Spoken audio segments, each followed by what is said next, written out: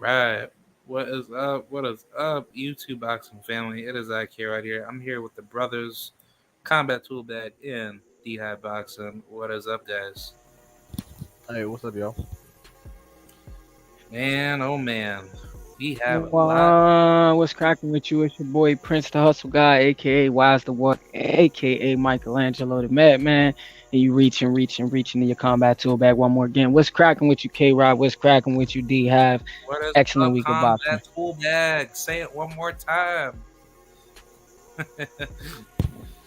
It's combat tool bag one more again. Yeah, what's cracking, K Rod? What's cracking, D Have? Oh man, Nothing much. Man, this shit was crazy this weekend. I mean, it I was expected crazy. a knockout, but it was still a good performance. Yeah. Do you guys want to get right into the main event or talk about the undercard for Martin and Hell Romero? no. Hell no. We gotta warm up, man. We can't dive right into the main event. You feel me? That's like that's like trying to stab the pussy before you lick it. You gotta lick it before you stick it. You smell me? You can't just dive right into the end. She ain't gonna come off of that. You feel me? But no, but no, like Like, I called the prelims and shit. So if y'all want to start with the prelims, we can start there. Yeah, But let's do it. The prelims or were we good. could just start with the undercard. Yeah. But the prelims I enjoyed it was Garcia versus Stewart and Omar Juarez versus um Anyway, shit Dulé. Thank you. So do y'all want to start with either of those two fights? let's get into delay, man. To be honest, Yeah. I I can't say that it's not something that I expected because in Delay's last fight when he was getting pieced up by El Rio, he kept crying, kept talking about it was behind the head because he didn't want to fucking lose, and it's just like, bro, you're not that goddamn good. Now, don't get me wrong. Was the first or second one low? Yeah, but it was just a constant complaining of low blows, and some of those were solid body shots. I'm like, bro, if you don't want to box, just fucking quit. Stop trying to do all this weird shit where you're making the fight suck, and that's honestly despite the points, that's why Omar still got the unanimous decision because the judges could see it. Dule was being a pussy, and it's like it is what it is. So I'm glad Omar Real quick, won. bro. I don't mean to interrupt. I don't mean to interrupt because you give excellent assessments of things, and I want you to continue, but take this in consideration because I felt the exact same way when watching it live, when calling it. I'm like, man, that shit wasn't low. What the fuck? You on some hoe shit? Man, I wasn't low. You on some hoe shit? Then they showed the replays, bro, and I was like, what the fuck? Damn, because neither there looked should be low in like a real policy time, for and that. that's why. Say that again. I said there should be like a policy for that. Like, don't you know how in other sports they have like an instant replay? It Well, should be they just do Yes, like it. that. I'm guessing. They don't and always use and like they only have it in Vegas, yeah, I but think. Yeah, but that's the issue though. They don't utilize it for everything, and they need to utilize it for everything. And I think that's to K Rod's point. In like other sports, they use it for everything, whether it's a foul or like too close to the outline bounds or trying to get the measurement mark for a down to the exact inch. Like they don't use it for that necessarily. They do use it for things like knockdowns and stuff. You feel me? But they don't necessarily use it for the subtleties, the nuances for things like that. But when they showed the replay, and I didn't mean to interrupt your breakdown, D but I want you to continue. It's just I was looking at it the same way you were, like, man, what kind of whole shit is this? But when they showed the replay, the first one was belt. I mean, well, the one of them were belt line, one of them was literally on the thigh, so it could have rattled the cup, but it's still below the belt. I don't know what the mark was because you seen they didn't show any walkouts. They literally just showed um Luke Campbell and the other guy. I mean Luke, whatever their names are. They showed the white boys talking and shit in between everything, and then they would just show the fight start. So they didn't show us where the belt line was legal and where it wasn't. So from my perspective, when they showed the replays, I'm like, damn, all three of those were low. Did he need to be deducted a point for them? Yeah, but continue, please continue. I mean, yeah, that's. I mean, like I said, I knew that either the first or second one was low. But the thing is, too, is that he paid for it. He paid for it. He lost Yeah, the he points did. that he was supposed to lose if they were low blows. And I would have given Austin Delay every benefit of the doubt if he didn't have a history of doing some fuck shit. If he didn't have that history, I would have gave him the benefit of the doubt. But I know how he acts when he gets hurt. When he starts getting beat up, he starts doing weird shit to prolong the fight. And like I said, I'm glad the judges like I said, I'm glad the judges still gave Omar UD because they saw through it. They saw through the phoniness. They were like, Omar may have lost the 2 points, but he was still the superior boxer, putting in more work, and he got the victory he deserved. Yeah. Yeah. K Rod, do you want to go? Yeah, I actually wanted to ask you, Dehab, in regards to Omar Juarez, didn't you tell me in the past that you weren't really high up on him, but he's like a decent fighter, right? Like he's not really like the best fighter out there.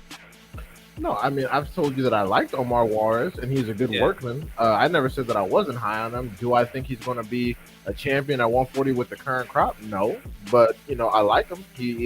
I don't, yeah, I don't think he's an upset alert, but he's a good fighter, and he's one of those fighters, kind of like Ugas, where if you don't take him serious, he'll beat your ass.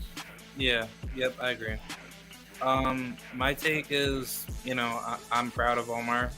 He's just, like a really successful, focused fighter. I kind of wish he had like a better training, regimen down in Texas. Like I think his style suits the training with Derek James, with him and Spence. But I can see why he probably just continues to have the team that he has. But I just think like he deserves like a much better educated coach to like bring him to that next level if he wants to like achieve world title status. But um I agree. I think Austin Dulé was being very childish in that fight. I actually thought Austin should have been like a disqualified for just having to just make all these weird complaints, and then on top of that, the referee should have been penalized for just trying to like use all these unjustified calls on Omar Juarez, because he wasn't throwing low blows and he wasn't fighting dirty. He was like arguably beating Austin Dulé every single round, if not most of them. You want him DQ? You want him DQ for being a weenie? Yes, I don't know. Get Hey, him out of let me dive in. He's funny as hell. So, yeah. So Austin Dulé. So I see similarities um, between Austin Dulé and another Austin. That Austin, I'm sure you guys can predict the following, and that's Trout. And I didn't see pussy from him. Now, K Rod, you be harsh on these motherfuckers. Now, I don't want you to at all lighten up. I want you to remain the same. And D have you're equally truthfully critical. I'll say that. K Rod's harsh. I'm gonna say harsh. But Yeah, very. I didn't see pussy. I didn't see soft in there. I did see someone who was worried about Omar Juarez's power. Omar Juarez, I have respect for Omar Juarez. I follow him for some time, and I like Omar Juarez. That wasn't the best Omar Juarez we saw last night. I mean, well, Yeah, Saturday, at all. He was really the word that D Hive used was a workman in Omar Juarez stylistically on how he typically approaches things, and I would agree with that. I would say he's a very disciplined, creative, not extremely slick, but slick.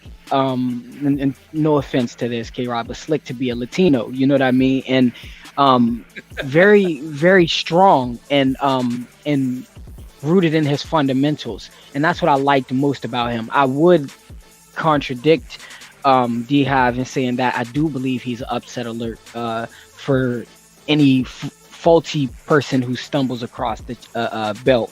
Granted, that does lend credence to what you were saying about if someone doesn't get up to fight him, then they won't win.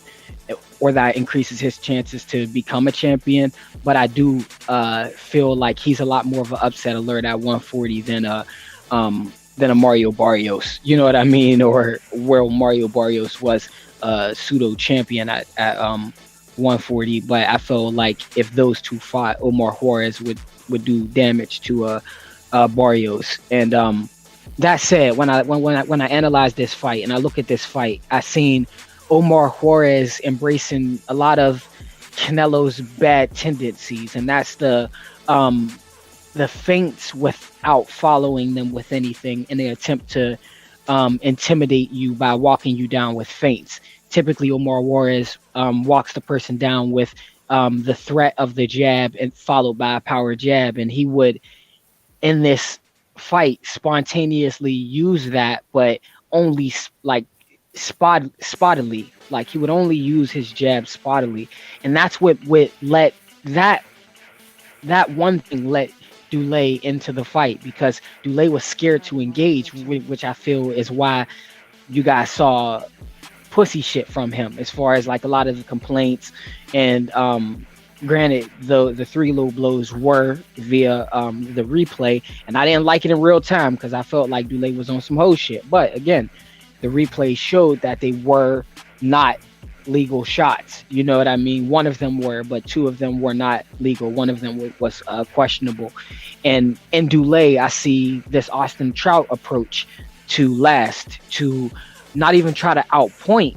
And that I've only seen. That's why I will almost say like a poor man's Austin Trout, because Austin Trout, even when in the face of knowing he's not going to win against a Charlo or another Charlo or a Canelo, he still was trying to land to outpoint to be in the fight. Where Dulé, he would only seek to land when he knew Juarez was effective in setting up his combination just before. So he would only try to land in return to fight him off. But when it was his time to initiate, we only saw paw and jabs from Dulé. We only saw meaningless lateral movement. He wasn't moving laterally to try to set up a position for attack. He was literally moving to extend the time to not engage. He did a lot of what justifiably what you guys would say is pussy, but in that he was extending his lifeline. Maybe he's conceded to the fact that he's a gatekeeper and went in for the bag and didn't go in for the win. But I definitely expected a more feisty approach, a more fire fight out of it, with the name of Dulé being attached as an opponent to Omar Juarez. But I put a lot more blame on Juarez, seeing as Dulé only wanted to survive. He didn't come in there to win.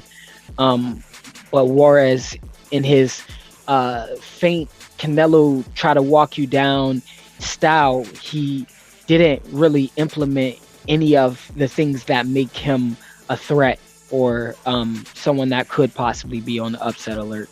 But that's what I have on that. And did y'all see the after fight almost fight between the camp?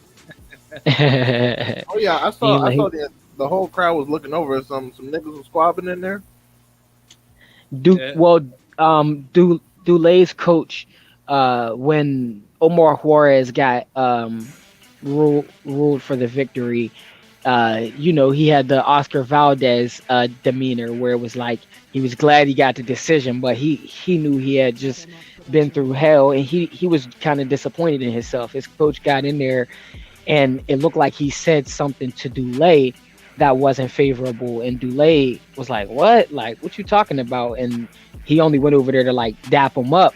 He's like, what you talking about? Kind of like had some words, and that's when you seen Dulé's coach sprint into the ring and run over to the other coach, because I guess he was coming over to say something to Omar Juarez. So he caught wind of what Juarez's coach said, and he tried to rush him, and it got broken up before it happened. But that's the almost altercation that happened after the fight. That's what's wrong with their ass. That's why Delay's career is the way it is. A bunch of damn weenies over there. Like, calm the fuck down. I mean, it sucks, but you know, you could always just add the necessary tools to Delay's game plan to make him more offensively effective. You could always do that. Exactly. But think about this though. Now think about this from the judges' standpoints. Now, granted, I agree 1,000% what you said, and I said that myself. But I'm playing devil's advocate. I'm literally just playing devil's advocate. The 3 low blows. The ref is blame the ref here, but the ref deducted 3 points from him. So those are 3 rounds in Dulay's favor, right? All he has to do is win 2 rounds effectively out of that 10 rounder to make it a draw.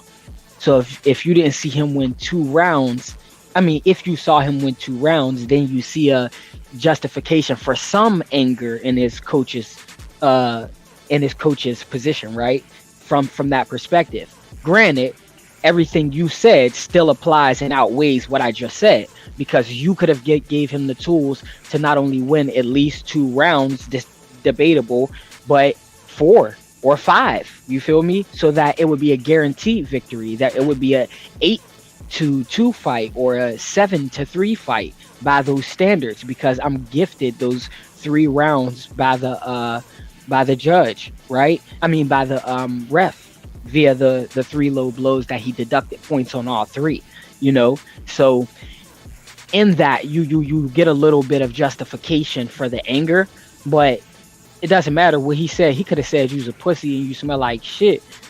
The ruling's been had, you feel me? Like that, it's already done. What's done is done. Your man lost. You're even more bitter that he lost, but your issue isn't with them. They didn't call the fight. You know, they did everything they could to win, and your issue is with the judges. You know, because I mean, even one of the officials was in your corner by giving you 3 rounds.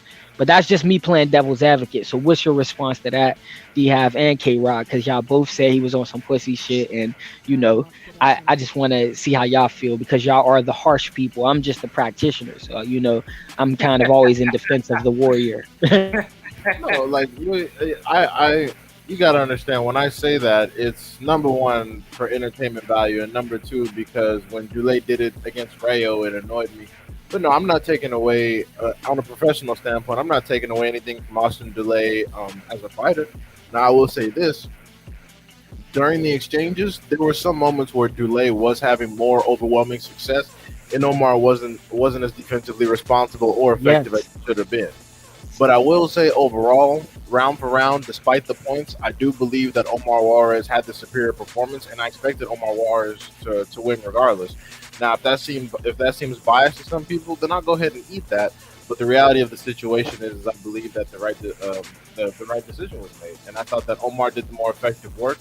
I thought he was more active with the jab, and when he was going to the body, he was scoring more points than Delay's missed headshots. So, you know. And honestly, if Omar Juarez had any sense, when the ref kept getting on his ass about the body shot, he would have tweaked his body shots into uppercuts and probably could have got some knockdowns of his own to make up for the point differential. But it didn't matter, and he got the decision. But, you know, I guess next time.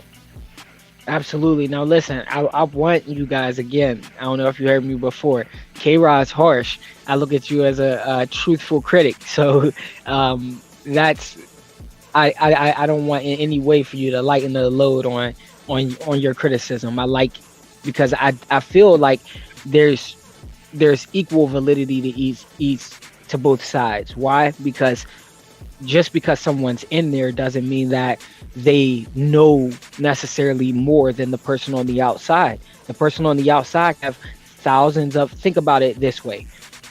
Who has more rounds, fights in championship title fights and rounds, the fighter or the referee, from both of you guys? The fighter, I'd imagine. The fighter who don't have any boxing experience. No, never. That's where basically you take weight from your own power in the sport. Why? Because a referee, if you actually do your homework, a referee on average has in the upward hundreds of rounds in championship rounds, and thousands of rounds in fights, and hundreds of fights like the old school fighters. So Why? what do you, Because they're not taking any damage. They have more experience and more rounds in these championship fights and championship oh, rounds because I they thought can actually go through more fights. you Now, meant in the actual, championship fighting. yeah, now you guys mean in the actual fight. Now that's where I separate what I'm saying here is the there's the reason there's equal validity in what I'm saying and what you're saying, and why I don't want you to lighten the load at all on your criticism is because the official or the spectator, in most cases, has more experience than the actual fighter, because the fighter only he can only acquire as many fights and as many rounds as his body can take. The spectator and the official, they can acquire as many rounds as they can view or they can participate in because they have no health bar in it. Do you feel me? So that's why I say your point of view, your perspective is equally as valid as any fighters. You feel me? We just have more experience in the actual altercation. That doesn't mean that you guys aren't seeing as many championship rounds or doing as much film study or as involved in the sport as the fighter. So that's why I say no, there's no hate in anything that you or K Rod said. I just wanted to play devil's advocate. Now that doesn't mean that what I'm saying is right. I only said that it adds a little bit of validity to the anger they had, but still I feel your argument outweighs mine in that perspective, because what is the job of the teacher? To give the students the tools to be able to succeed, and you did not do that as a coach, so you don't have any room to be angry. I was playing devil's advocate to get even more pushback from you guys, so I appreciate the way you articulated that, and definitely don't back off on any of them. I want you to be as harsh as K Rod. You feel me? But K Rod, what's your kickback on my rebuttal with as being devil's advocate, as far as them literally if you've seen the three low blows, the 3 rounds given automatically to Dulé, if he won 2 rounds, that can kind of justify the coach's anger for trying to fight Omar's team. So what's your response to that? I still felt like spiritually they were already defeated, as the fight got worse. But you had all this advantage from all the rounds that you won. It shouldn't have been no problem for you to just bank in those last 2 rounds to force a draw, or you get a split decision. But that never happened, and I never believed in Austin Dulay's abilities to make me think oh man, he could very well win this fight. And I had some deep thoughts about him potentially whatchamacallit, him potentially getting a robbery decision over Omar. But I mean, if he did good enough in those last later rounds to bank it in to get a split decision, then I wouldn't be mad about it. I would have been okay, Omar, you got outworked by a guy that isn't a better boxer, but he just had the higher work rate. And at times Omar, he did look like he was a little bit stiff, in there, where he didn't keep up the tempo high, but he got the job done. He doesn't come to just mess around and try to make it seem like he's just going out there dominating people. No, he tries to get the job done and he tries to get the victories. So that's all that I respect from Omar. But as for Austin, I was never really sold on him because he's never shown to me anything different from his fights where he's been tested, where he makes any sort of adjustments. And every time when he's been knocked out, he never comes back look the same. He's just that type of guy where he walks inside the room thinking that he's going to do something today to be productive, but then he does the complete opposite because he knows that he's not doing anything correctly. It's one of those I think about it. It's one of those dipshits that try to bother you in public that you keep seeing at your local store, and they have criminal intent to do harm to you one day.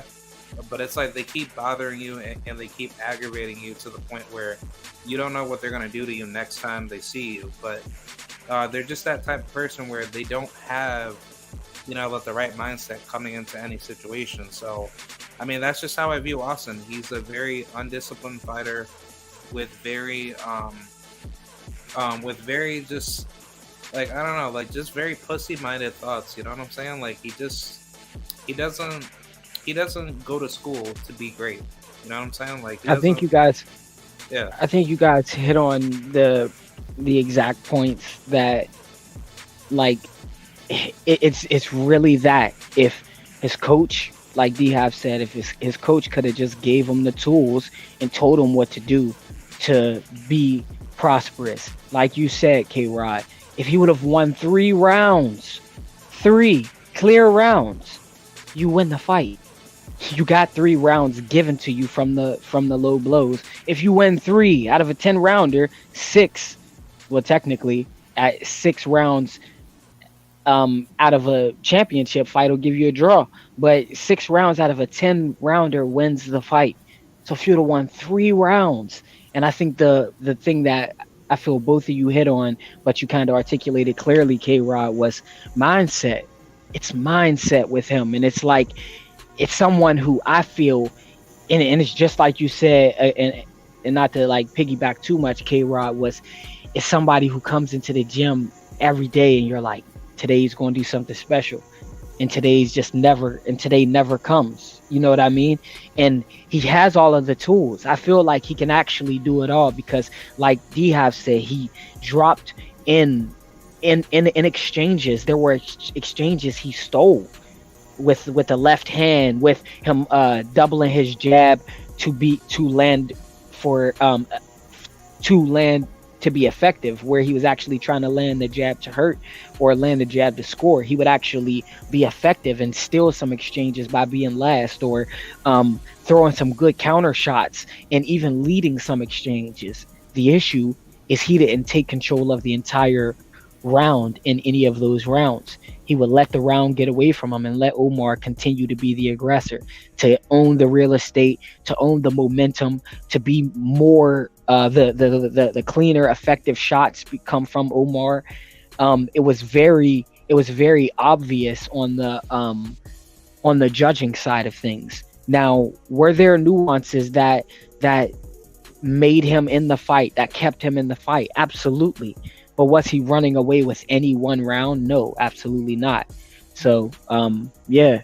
Now, I seen the highlights that there were, which there were very few, on Shitchin and Uskadei, it's like nah, Uskatagi and Shishin, whatever the fuck his name is, Vladimir. Shishkin. Yeah, thank you. Talk to me about that fight, y'all. I mean, for me, it was basically what I expected. I knew Skataki was still a puncher, but once I saw him get dropped by people like Lionel Thompson, losing that fight, he had been on like a 3-fight knockout streak, but it was against, I think it was like back in Venezuela or something, or at the very least, they were opponents that weren't even close to anything marketable. I'm glad Shishin got this opportunity. He had been fighting on like Showbox and Sleater Promotions for the longest, so it's about time he got some prime time action. He's nothing particularly special, but I figured he was durable enough to handle Skataki's power, which he was. He leaves his hands down a lot, which is unfortunate, but like I said, his durability held up, and he was able to decision Uzi. I mean, Uzi's past it. He's been dropped by people with less power than Shishkin.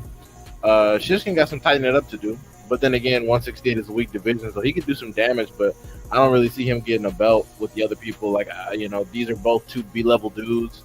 So the scrap was entertaining for what it was, but it was just a battle of 2 limited skill sets, both offensively and defensively. So, it was cool. It was a cool little fight. I think it lasted a little bit too long because we were trying to get to the real smoke. But, yeah, no, I mean, Shishkin's cool. I mean, good win. But as far as him fighting dudes like Benavidez, Morel Jr., like even honestly Plant is the type of nigga that could outbox him. So, he got some tightening up to do. But we'll see. K Rod, Yeah. Shitty Chin and Uskatagi, Low Uzi, Lows. What you got on that? Yeah, I think shitty, shitty bitty Mongol looking Chin Chin looked real bad. Um, he looked like the usual. He looked like the usual suspects. But yeah, I think both of them just look like trash. Like, I mean, I don't have any hatred against. Well, I don't know. Like, I think I might hate Jose Uzcategui because I don't know Real if quick, real like quick. For the record, he meant the usual suspects from the actual movie, The Usual Suspects, not the Usual Suspects 6. That's the family. But continue, family. yeah. I just think either way, this fight shouldn't have never happened in the first place. Because from what I heard, I thought Jose Uzcategui he got caught for cheating. Well, he did. So Bro, you you know, stealing my talking points. You stealing my yeah, talking points. Psych, nah, but go ahead. Go ahead. yeah, he was supposed to fight David Benavidez, right? And David Benavidez was Yes, supposed to sir. fight him. So it's like, even though that they were able to get that fight made between Benavidez and Plant right away, it's like, why isn't Jose Uzcategui like not being set on the shelf? Like how is he able to get a fight so quick with Vladimir Shishkin? Like it It's just because they were trying to. It's because they're trying to move Shishkin up. They're trying to get some actual mileage out of Hold him.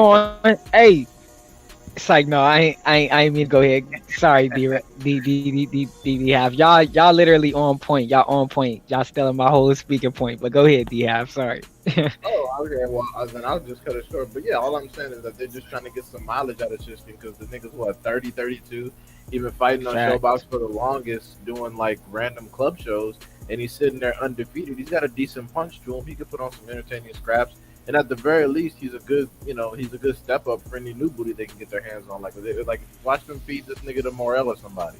Preach.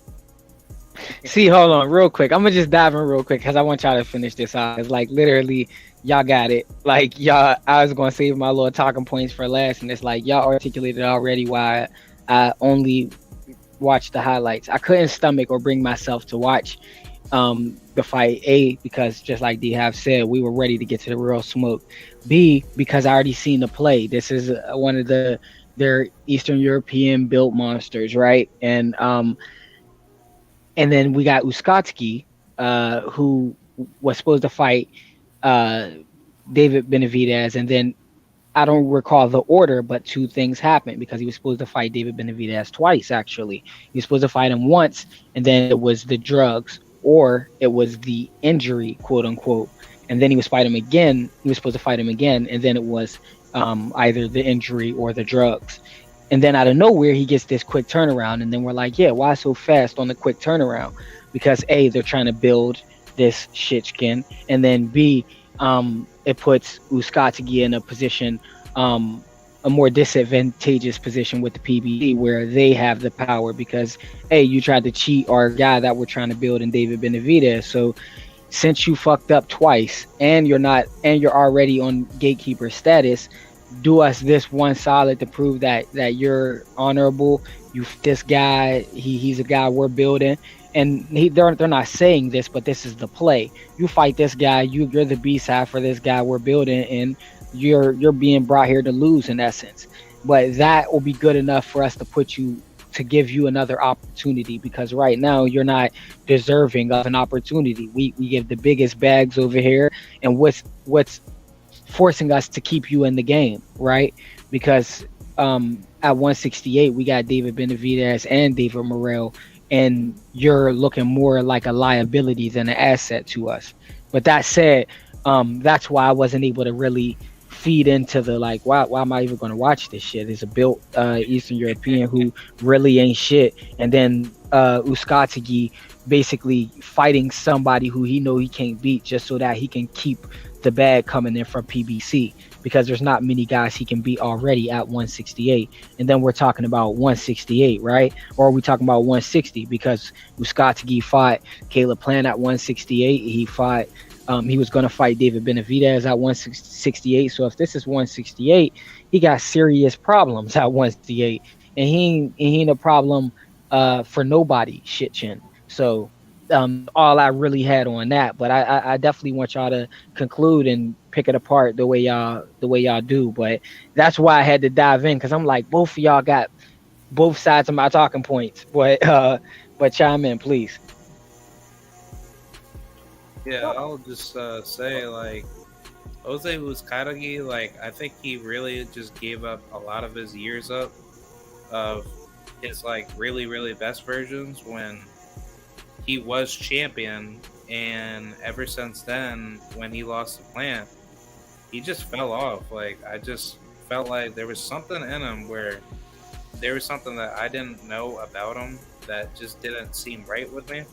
Because like he was basically being hyped up like almost like another Lucas Matisse in a way at 168. But the only difference was that Matisse, he was actually putting in that work, actually beating everybody. But with Uzcategui, like he didn't really beat anybody other than Andre Durrell. But it's like, you know, okay, like give him credit for beating Andre Durrell, but then after that, what? It's like he never decided to go after his brother Anthony. He could have Not definitely not not to beat. interrupt you, but that's part of the play, right? Because think about even a Lucas Matisse in that aspect. Who did Lucas Matisse actually beat whenever he made his way over here? Yeah, I agree with that. You know Because what I mean? So it's like it's a perfect parallel also, that you drew. I also mean, his because when you sister. sorry, go ahead. Go ahead. Yeah, yeah. His sister Edith, Soledad, Matisse, she went through Uh-huh. like the same thing, um, for like for women's boxing. So that's basically how a lot of those South American fighters really get hyped up, to come over to the Yeah. states. Wait, hold on. Yeah, it's almost like sorry, go ahead, bro. Y'all saying Lucas Matisse ain't beat nobody? Like, is that what y'all No, saying? no, no, no, no, no, not that. No, not He is that. Who did he somebody. beat though? D have? Who did he beat though? As far as who he beat, I mean, he beat some decent. Like, he beat DeMarcus Corley, he beat Soto, he beat Lamont Peterson, Oh Mike yeah, Johnson, yeah, Hold yeah, on, hold definitely. on, hold on, hold on. He beat uh, Kodo. You said he beat Provodnikov. Lamont Peterson.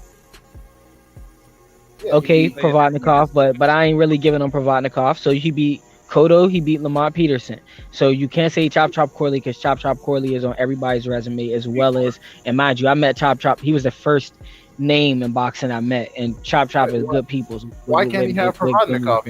Why can't he have Provodnikov? No, He beat I'm Provodnikov's ass cleaner than everybody else. no, I said I'm not necessarily giving on Provodnikov because I wasn't necessarily sold on Provodnikov because I'm talking the point I'm making actually just so that we're clear. The reason I feel like K Rod is good in drawing a parallel between Matisse and Uzcategui is because when you beat somebody like a Durrell, right, and when you beat somebody like a Kodo, right, you have two solid names in Matisse and and Uzcategui to sell as punchers, right? Because they beat two solid names. But outside of that, that's when things start to get questionable. Now, when you said Lamont Peterson, we're like, okay, that'll separate Matisse from that analogy. But the reason the parallel is valid is because it's once they get over here, that's when we start, and once they get to that over here, meaning once they get matched up with the elite level, it's not who they fought, it's who they beat. You feel me? And that's where I feel like the value and the packaging in these fighters, the Uzcategui and the Matisses of the likes are drawn into a type. They're drawn into a type. Well, Uzcategui was never hyped to be anything though. No, Uzcategui was being built early on. He definitely No, was being built early on I as a understand. puncher. That's why PBC got him there because he was trusted. Now, granted, and he was a champion as well. So, granted, he was some big shit, but it was because of his that's my thing. It seems like in boxing, you're a monster when you're in your homeland, but when you get to the United States, that's always dispelled. And the parallel between Matisse and Uskatagi has not been disproven, because once they got to the elite level, they were losing to guys who were top guys, but not even champions yet at the time. Do you feel Well, what I'm yeah, saying?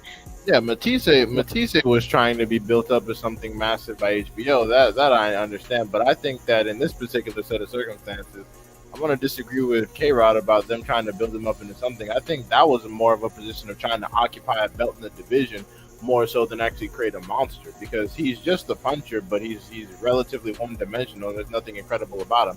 Even the fights with Darrell were kind of sketch, and Darrell had actually fought better competition, so it would have made more sense that they focus more on Darrell. So I don't think that they were trying to actually build him up. I But he think they was were the just trying upset guy, so they were forced to, right? They were to, yeah. forced to get behind him because Yeah, I because he agree with became that. the upset guy. It's exactly now, and again, that's just pushback. You're absolutely right on that. Darrell, even being the touted amateur, I believe he was an Olympian as well.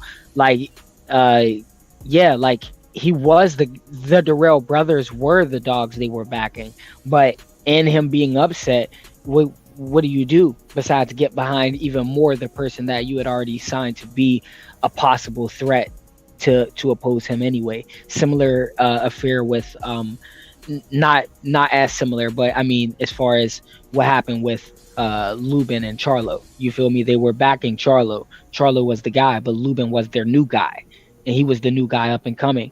And not saying that they were backing Uskatagi to the extent in which they were backing Lubin, but I'm just giving another analogy. And when you upset that guy, you send that guy back a few blocks, and you take that light. So Charlo not only was the backed guy, but he began to be spotlighted even more after the Lubin win, and Uskatagi began to be spotlighted more after the Darrell win. So that's why I see I appreciate the pushback really, but I still see where K Rod's coming from in that aspect. You feel me? Because I'm like, they were built around being the punchers and being built around being the monsters, not necessarily built around their technical ability. You feel me? But again, I feel like it makes them that foreign commodity that turns again into a liability once they're faced up against the elite level. I think that's one thing we can all agree on. Maybe not on the specificity of the analogy, but on the fact that when they get over here, drawing even taking the attention away from Muskatagi and putting it back on the person that we're really indirectly talking about in Shitchin, it's like none of us were really invested in this third coming of Golovkin. You know what I mean? Like it just is what it is, because it's like as soon as they get over here, we see so many holes in their game where we're just like, yeah, you can box, that's cool, but it's like you being able to just box made you the monster and where you were and brought you all of this backing and all of this pound for pound status, right? And then you get over here and you're just the Mickey Ward, you know, you're just the Arturo Gotti. So I think that's where I think, not to speak for all of us, I feel like in in a nutshell, that's what we're all leaning for with Shitty Chin. You know what I mean? Yeah, like a case in point, I want to make um, before anybody, brings up another point of that interview that I had, or it was like an interview, but that show that I had with that Ukrainian fighter, Fyodor Shakatskin. He brought up a good point to me about the Eastern European fighters. Like, a lot of them really just have such a basic skill set, but it's like their names aren't known until they actually come over to the States, because the amateur system that he explained to me, um, I don't think if I don't think he purely elaborated well on it, but I want to say that he did. But he basically said that the guys out of the Eastern European school of boxing are not known to be fighting with a professional style to begin with. So, once you transition to the professionals, you end up having such a harder time to convert because you don't study all the other styles. You just look at all the Eastern European amateur styles to think that's a good style to bring to the pros. And I think that's why so many of these fighters from the Ukraine and Russia and Uzbekistan and all these other places, like they're getting so hyped up on these fighters being promoted, but it's like at the end of the day they're not putting in this work to actually get better. And if it was to be true, it's like they should be running through all the competition over here in America and not fighting some unknown fighters that people haven't heard of. Like, I mean, like that should be like your typical standard, promotional platform if you're going to be building those fighters up to become world champions. But that's simply not true. So, Yeah, yeah, like I just figured that I bring that point because it just, I would say yeah, to that makes sense on him saying essentially they have a closed in school. It's similar to the Cuban school. It's like the Cuban school only knows the Cuban way because that's what they're exposed to. That's their only system. And I get that. It's just when you're being built up to be a monster.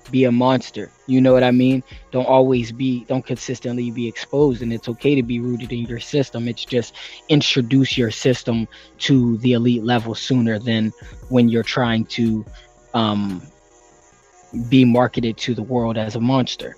Because if your introduction to us, our introduction to the monster is also your introduction to the elite level, not just the American system or other universal styles, um, but the elite level in general, then that's going to consistently be a problem for every school, not just the Eastern European school. You know what I mean?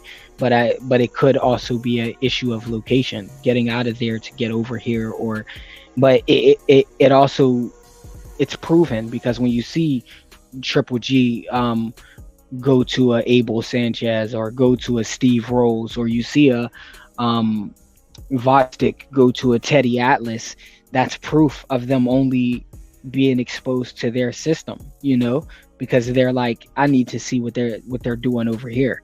I need to see what the elite level is, and it it's not it's not too late at that point, but it's just like, damn, like you have to introduce these schools of boxing and integrate them or introduce them to the elite level sooner than the Olympics and the pros, or else they'll constantly run into the same problems from slick American fighters or powerful Latino fighters, or you know what I mean. The list goes on and on. The creative Cuban fighters, you feel me? Like there's so many different schools, and the benefit that we have here in America is we were introduced to these systems because they're integrated. Whereas the further you go out, it seems like it's less integrated. The Asian school is only exposed to the Asian system as well as the Eastern Europeans, but maybe they're more exposed to each other than we are to them. But sorry to go so hard on that. Let's get to the main event, the main point, the main reason we chill. So we had Rivera versus Frank Martin, man. DF.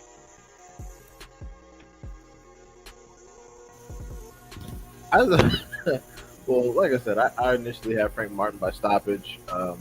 I figured that. I figured that at some point. Honestly, I thought that Rivera would go ahead and sweep maybe the first 4 rounds clean, just because he's longer and Frank would take some time to adjust to him. I knew he didn't have a lot of fortitude on the inside. I figured Frank would pop him with the southpaw rear uppercut and transition over to a right hook, get him wobbled, and then finish him off in the 11th after steadily breaking him down. But it was, well, first off, I noticed that Frank Martin wasn't wearing his usual MX gloves. I noticed he was wearing power locks, so I thought he might have hand issues because he switched to a softer glove. But so I kind of figured maybe the stoppage will happen, maybe it wouldn't. But actually, Rivera, I gave Rivera no rounds. It was a fucking wash. He was in there, he was in there from the very beginning, taxing that ass from beginning to end. Rivera had very few moments of actual success. He tried to punch between Frank Martin's punches. That didn't work. He tried to out jab him. That didn't work. He neutralized his jab, worked on the inside, had him on the back foot. Rivera didn't do shit. He didn't do shit because he couldn't do shit. And it was a wash. Like halfway through it, I started tweeting and texting people, and I'm like, damn, this Rivera's not even making this shit interesting. His lack of southpaw experience was very obvious. Definitely needs to go back to the drawing board. And as far as his as far as how much success he was actually going to have, when I saw him get dropped by Fernandez, that pretty much told me everything I needed to know. Not to mention he had been wobbled before, and also in his short career, like I said, he had very little, if any, actual southpaw experience. And this is literally one of the best southpaws, south of 147. So it went a little different than I expected, but yeah, no, Frank did his thing. He smoked him. Like I said, I picked him to win by knockout, but he just washed his ass instead, and on to bigger and better things. And also, I don't want to hear people trying to diminish Rivera's skill set. Give Frank Martin some goddamn credit. Now, some people say, "Oh, Rivera was a hype job." No, he wasn't hyped up yet, but he was solid. And I'll tell you this: he'll beat up people like fucking Tiafimo and Ryan Garcia. That's for goddamn sure. But that's all I got on him. Bro, I'm a K Rod. You got to get the last words on this. I'm gonna jump in because I'm basically twinning his statement. Like, I mean, literally, he had it very similar to the way I had it. I had it in my prediction. I said mid to late. I mean, late mid stoppage, which was anywhere after the middle rounds, but before the late rounds, so 7 to 9. And even though he had the stoppage later, but I had in my mind the way it would play out was Michelle Rivera frustrating him from the distance with straight shots and pissing Frank off to the point where those later rounds he actually frustrating him so much that we start to question Frank's boxing ability, because I would like to say going into this, it seemed like everyone, for the most part, who had Frank by stoppage, and everyone who had Michelle Rivera, they had him outboxing him. So none of us equally gave the respect to Frank Martin for his boxing ability, and he came out there. Though I thought Michelle Rivera would frustrate him and he would figure him out and be frustrated, kind of outboxed and stop Rivera, he did the converse. He went out there and outboxed Rivera, a shutout, literally outpitched a shutout to the lengthier fighter. And people said he had no adjustments. And granted, I was guilty for participating in that as well, but that's false. Michelle Rivera had adjustments, just as D have hinted towards. He tried to punch in between the punches. He tried to lead with combinations, and he tried to counter. Frank Martin is so fucking good that he made it so that it looked like he was doing the same thing over and over again. No, he just forced it. He made it so that his game plan worked. He imposed his game plan on that man, not just imposed his will. He imposed his game plan on that man. So when Rivera tried to initiate the trade, he utilized what was a part of the game plan to shut that shit down and get right back on the double jab cross high, double jab cross low, and pick him apart.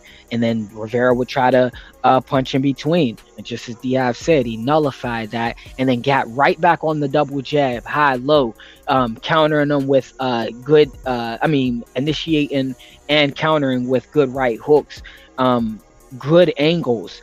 But it was the same game plan. It was consistent. He's always been one of the most consistent prospects turned contenders now, but that I've been having my eye on, and that Derek James system is so rooted in him. But yeah, he thoroughly impressed me because he pitched the shutout, and in the rounds that I thought he was going to get stoppage, he got the knockdown in, but it wasn't like he was desperate for the knockdown. He literally was cleaning this, like washing this man. And then we got him for the victory, and we got call outs of Tank, and we got him responding to Roly being a heckler to his promoter. We got a little bit of everything in his very loud silence, if you will. So very proud of Frank Martin, and glad that he got a title eliminator, and we can look forward to him moving on to bigger and better things. K-Rod, what you got? And all I have to say is that Michelle Rivera, he got to stop with these weird ass excuses, and to hell, with his man fans trying to say, oh, Michelle Rivera he was weight drained, blah blah blah, and I'm like, dude, like, I just don't get it. Like, he literally said at the press conference, "Oh, like I have more experience in him, and I have more fights in him, and blah blah blah." And I'm like, okay, like you really think that you're all, high and mighty and so tough with like what you say, and then come fight night, you get absolutely destroyed. So now you make yourself look like a absolute failure, in which like he's not like a failure.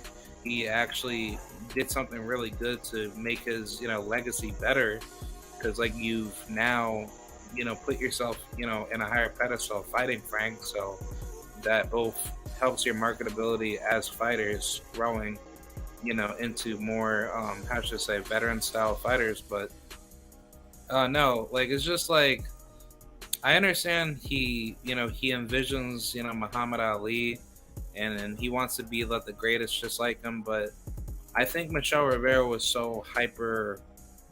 He was too comfortable with like what PBC was giving him, as far as just like all this great promotion, which was awesome because like I never thought of him to be a bum, and I never thought of him to be like a hype job. I thought, Rivera, he can go all the way, but I wasn't thinking he was gonna be like the absolute best.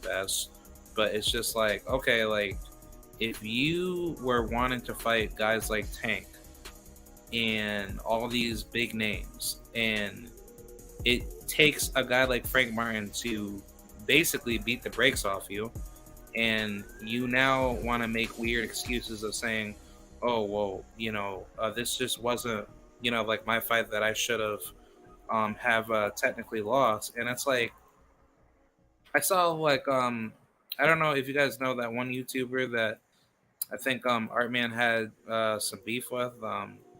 I don't know if you know him. Yeah, Talking about Broadway Joe. Yeah, that guy.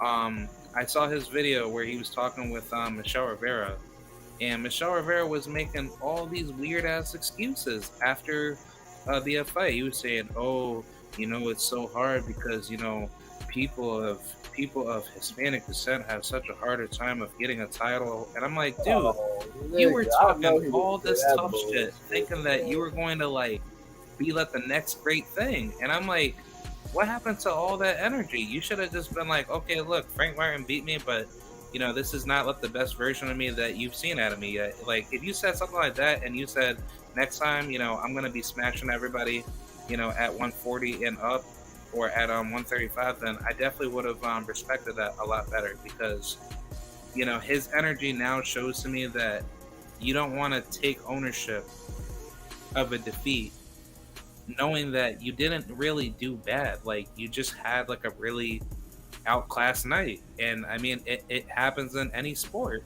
No, he did. At the end of the day, it's just that you have to lose in order to win, to grow as a man and as a human. But case in point, it's just that if you're going to be great and you don't end up being successful, you should still make those adjustments to come back stronger, because like that's what builds men into responsible beings. So that's like my thoughts. No, he did do bad. It's important that he understands that he did bad, because he's gonna need to know that he's gonna need to make the proper adjustments in the future to different opponents. I mean, Frank Martin is a rarity and he's a unique fighter, but no, it's and also like I'm not gonna shit on Broadway Joe, because I know Broadway Joe's got like a Dominican shtick, so that's how like he drives viewership, and he represents the Dominican fighter contingent.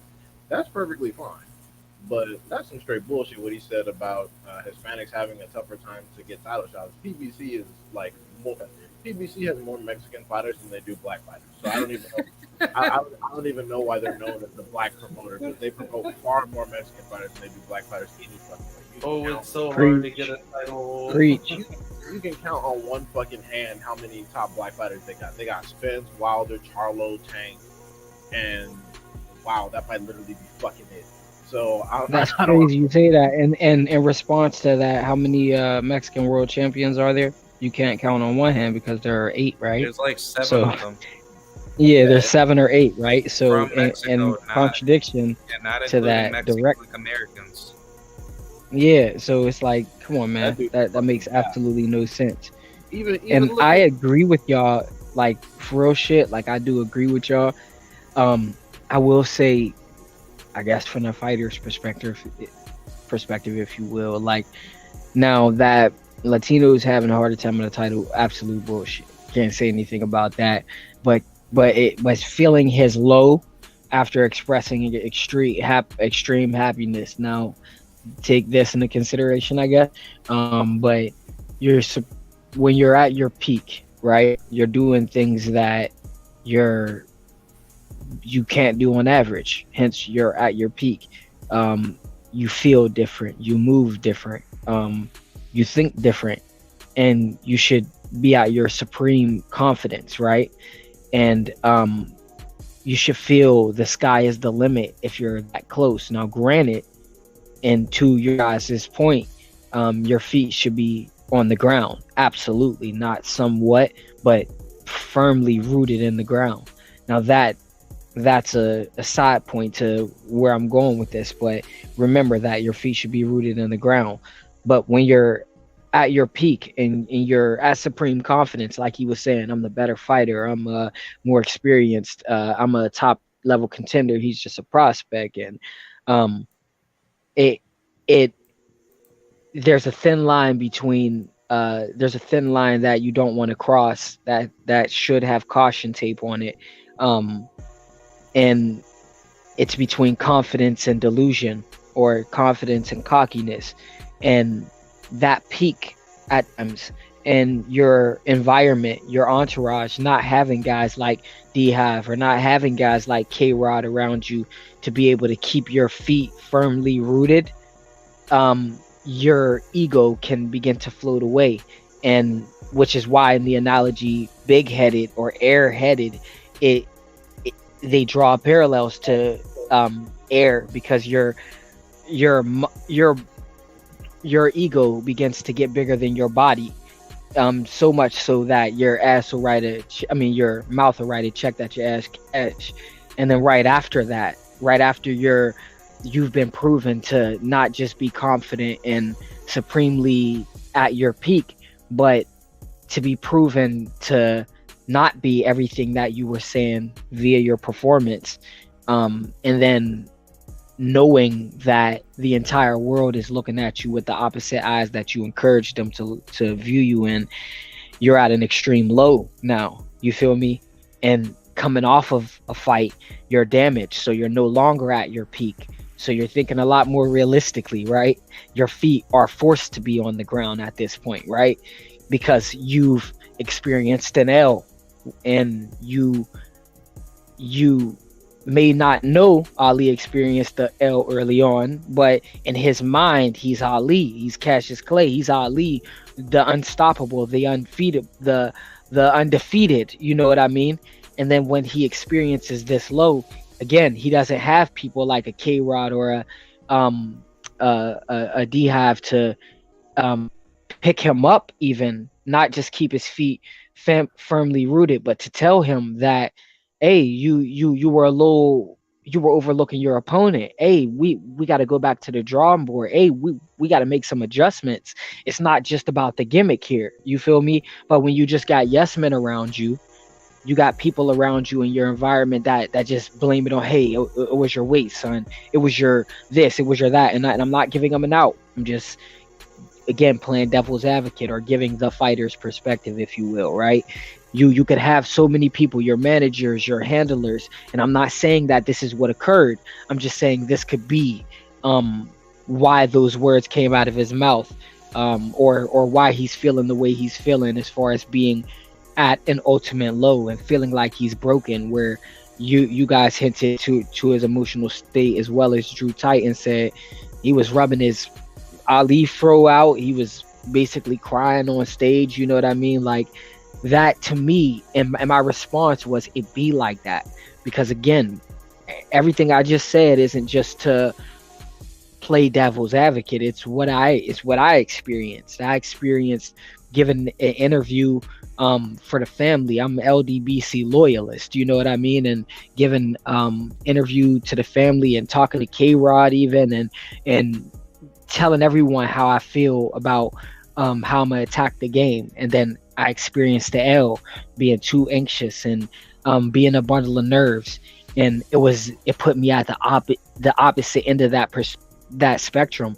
and then I got right back out there, right, and in between the fights I suffered a little injury, but I got right back out there and again tried to change not only my perspective but the family's perspective of me, right?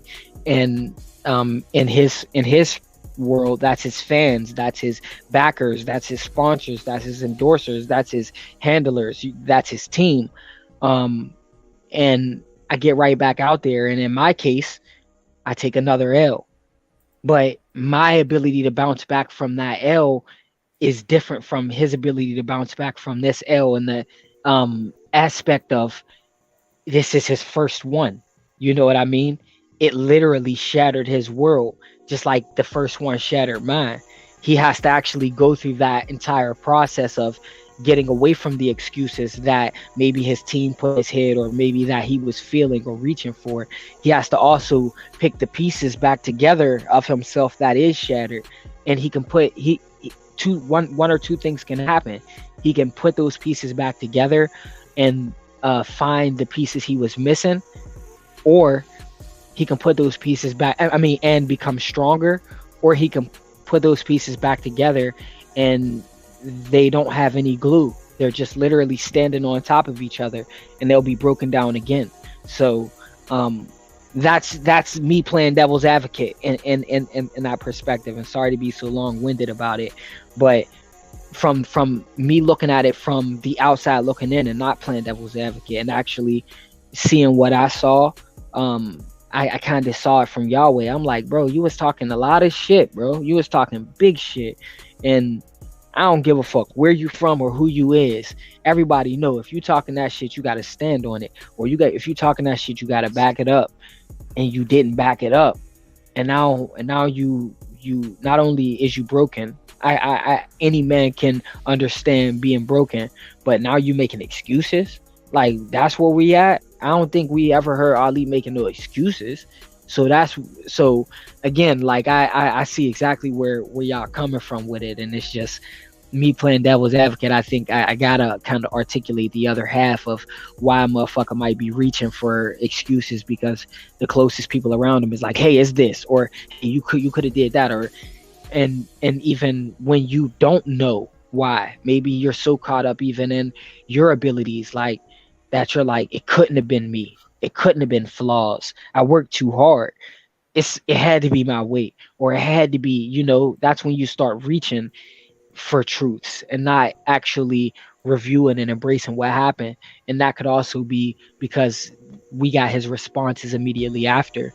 We didn't get his responses days or a week or so after, because that time is still yet to pass.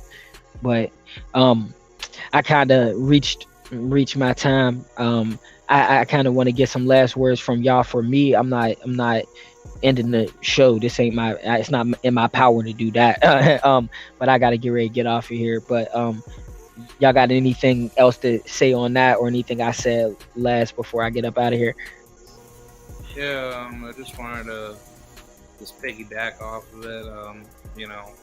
My wrestling coaches have taught me very well, on taking losses. They tell me that losses only define a man if a man is actually not mentally stable to take it. And I think it just shows that, with the Mike Tyson man and let the mirror theory to be so true, because when you lose to the man in the mirror in you after you've taken like a loss, it's like, that's what makes boxing such a very deprecated sport, in terms of like people being so religiously connected on losses, because it's like, just because you lose is not the end of your world. But people are so like mentally inclined to think that every male and female has to be undefeated in the sport to be considered great, and it's not true at all.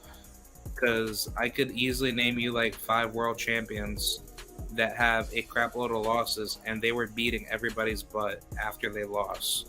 Like, even when I used to wrestle, like I went 27-3, but if I want to include like my tournament victories and defeats, like I was still beating everybody up. Like there's still no excuse, and I think honestly that's why that I love MMA more. Like when it comes to just losses, because those fighters are just constantly just having fun. They're enjoying their careers after they get knocked out, or just have like a really tough, hard fought split decision loss. Like those guys don't argue and complain about them losing. Like they just go back to the drawing board and they just keep getting better. So I don't understand why boxing can't operate like that, because if it did, like boxing would be awesome. Like there wouldn't be any need to worry about like a payday if a fighter's so concerned about them losing money.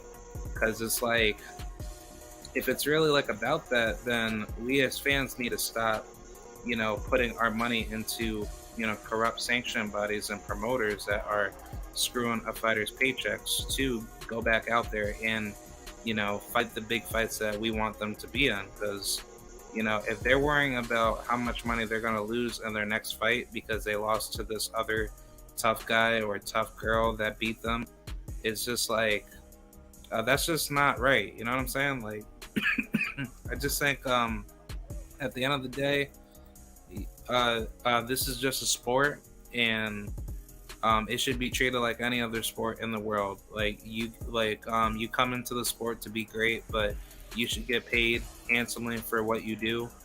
And on top of that, you should not be worrying about losses.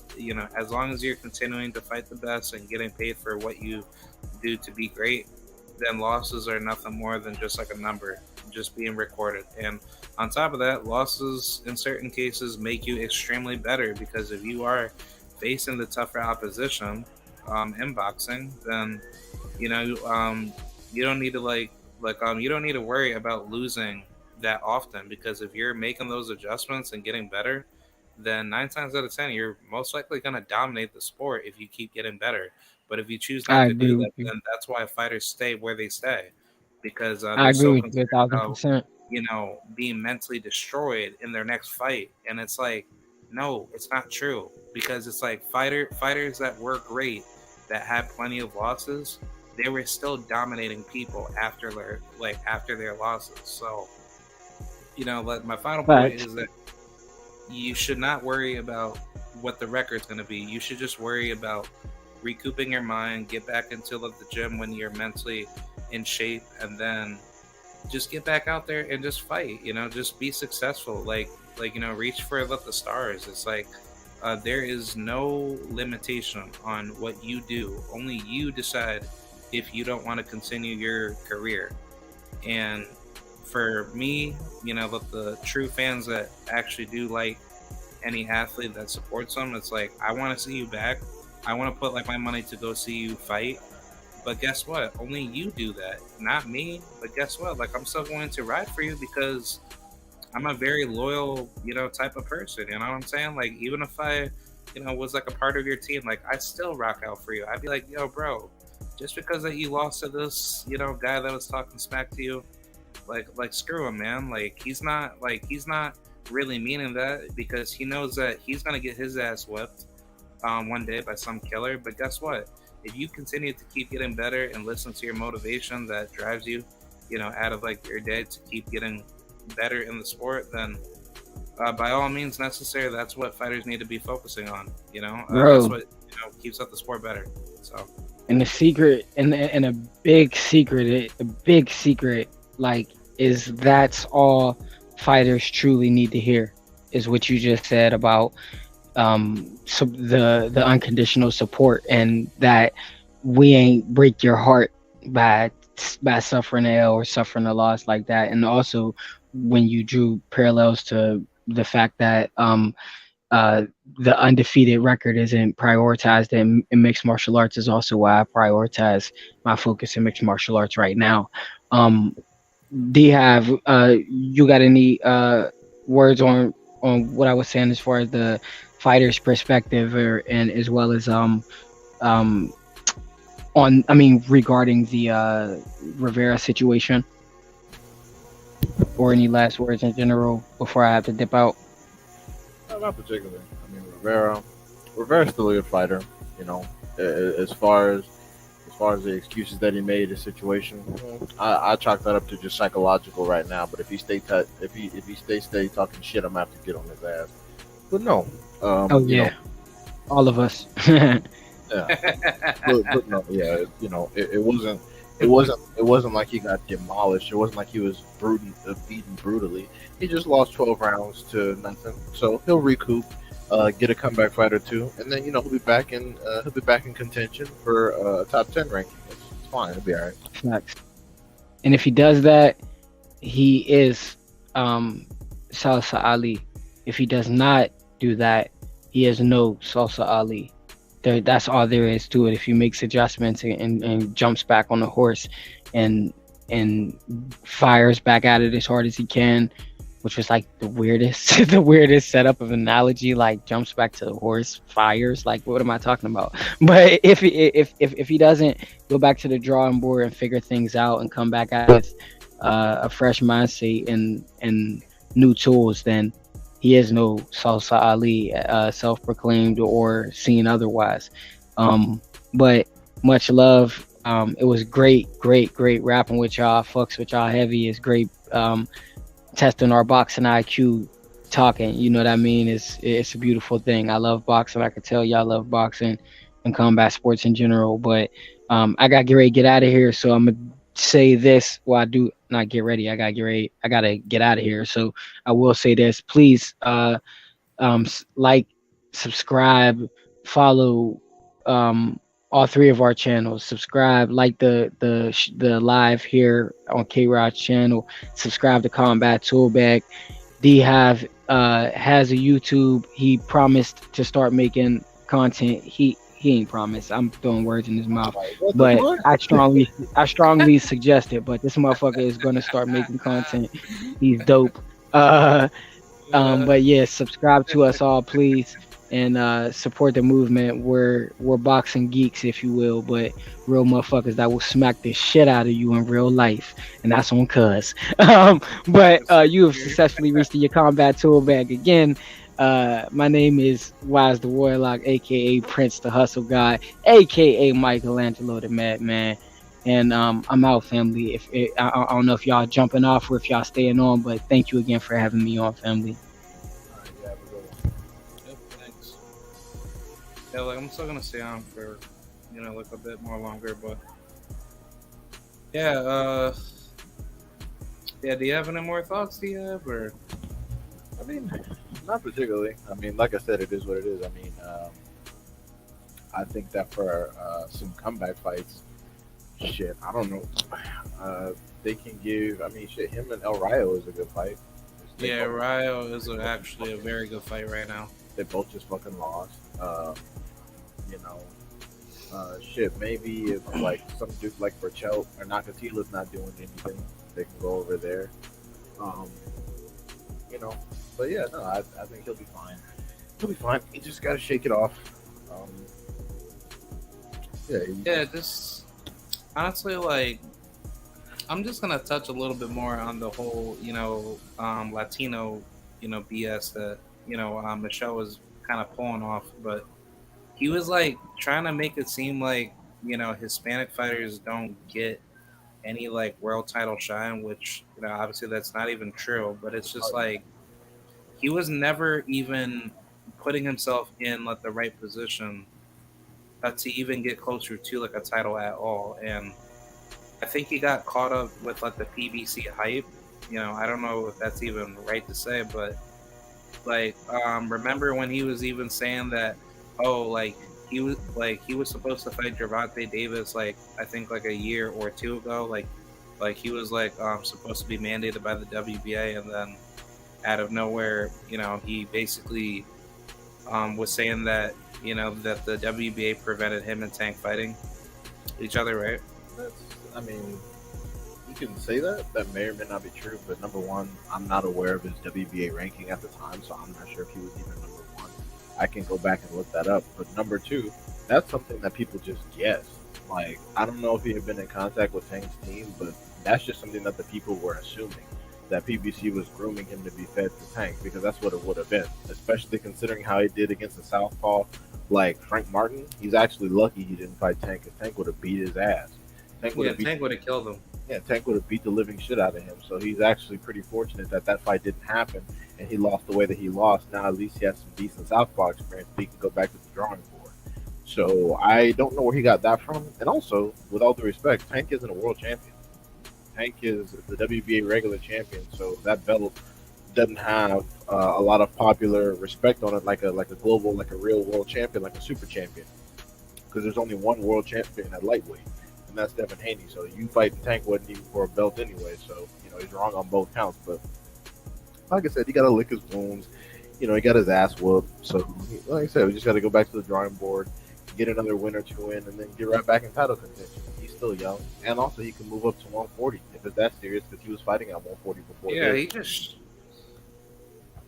he should have stayed at 140, man. Like 135 just didn't look right to me. Like he looked like he was out of shape, like hydrated wise, and he just didn't scale well. He looked like he was not making the weight comfortably, and every time when he got hit with like a good shot, like his body language showed like he can't take those big shots anymore. And no, I don't think he was weight drained.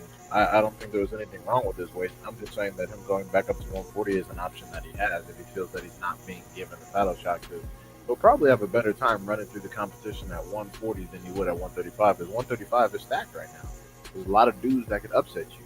Like even him versus Isaac Cruz. Like I think he can decision Isaac Cruz, but that's not an easy fight because Isaac Cruz can catch him and knock him out. So, it's more risk at 135.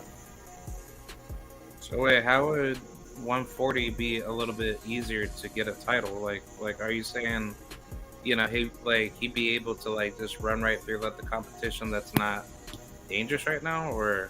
I'm saying that the competition at 140 would be better for him to handle than the competition at 135. There's a lot of skilled boxers at 135. Maybe not all of them have power, but they're incredibly skilled and will beat Rivera pretty easily. Whereas the skill level at 140 is lower. Yeah.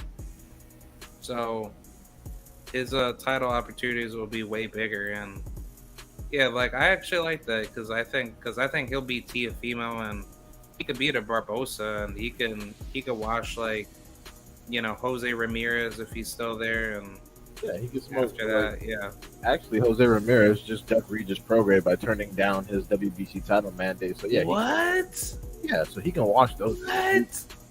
Dudes like that's crazy. Dudes like Pedraza, dudes like Jose Ramirez, dudes like Tiafimo, Ryan Garcia, Tego, like he can wash all of those dudes. Whereas at 135, if you're trying to cherry pick, you might fucking pick a cherry bomb. It's harder at 135 because a lot of dudes are good. I mean, his toughest opposition will definitely be like Prograis, Devin Haney, and Subriel Matias, and then Gary Antoine Russell. But everybody else he washes. Yeah. The thing is, I don't think he beats any of those people. So I'm just yeah. Like I was also gonna bring up another name. I forgot his name. Don't you know that Mexican dude? His name is Landolfo Delgado. I think Delgado could beat him. I've heard of that person, but I'd have to look up some tape. Or actually, you know what? Another big name at 140 that would be a very difficult style matchup for Michelle would be I'd probably say who's that one guy? Hold on. Let's see. Oh yeah, I got it right here. I would probably say maybe. Yeah, it's Puello, Alberto Puello maybe. I think Puello might beat him. That's more 50-50, but Puello is another hard-hitting southpaw, so he'd need another fight. He'd need another fight before we go ahead and assess that. At least if I'm his team, I'd give him another fight, because if he performs like that against Puello, he might get fucking knocked out. Oh yeah. Yeah, I mean, Puello's not the best boxer in the world, but he's reasonably quick. Strong jab, goes to the body well, and has some decent punching power. So he might get smoked. fucking with Puello, especially if that's how he performs against Southpaws, because he wasn't able to be effective. So, like I said, I'd need to see more from him before I put him in a situation like that. But just in general, the path to a title at 140 is easier than the path at 135. There's too many killers. Yeah, and if anything, he should probably go the WBO route so he could beat off Tiafimo or beat up Liam Perro so he could just get that title shot quicker. But yeah, Michelle Rivera, he's not no bum, man. He's a very skilled fighter. He just needs to work on like southpaws, and that's why I'm like I'm such a believer in southpaws, like running boxing, because it's like a lot of them are just doing very good in the sport of boxing, and I think honestly, like when you're not fighting like enough southpaws in your career, you're just doomed to get beat by one, because it's like There aren't enough Southpaws. Southpaws are not very common. They're not very popular, and they're still rare because most people don't fight Southpaw. So, getting good Southpaw sparring, fighting Southpaws is a rarity. So, it's just not a lot of them. And not everybody. oh yeah. And not everybody is good Southpaw. Some Southpaws suck. Like Josh Taylor is decent, but I don't think he's a particularly good Southpaw. Oh, well, you think he's an orthodox? No, I don't think he's another. I just think like for a Southpaw, I don't think he can utilize all the advantages that come with being a Southpaw. Yeah. I think your volume's low. Is this better? Yeah, way better. But yeah, you were saying about Josh Taylor? Yeah, it's not that I think that he's bad. I just think that he doesn't utilize all the advantages that come with being a Southpaw. Like he doesn't. That's why I said he's not. He's not a super effective Southpaw because he doesn't utilize all the advantages. That's why he's able to get his ass beat by people like Cateron Regis, who are also Southpaws, which is weird. Yeah, he gets beat up by deadlier southpaws. Yeah. So when you're a Southpaw that can't even defend against a Southpaw, what does that say about you? Yeah, you're just not a good southpaw. You're vulnerable. Yeah, like Jamel Herring. Like Jamel Herring can only be successful when he has the Southpaw advantage when he's fighting an orthodox fighter. But people forget that even Southpaws need Southpaw experience. That's why Jamel Herring gets his ass beat whenever he fights a Southpaw. Yeah, because he rarely fights them. So Yep, that's how important it is.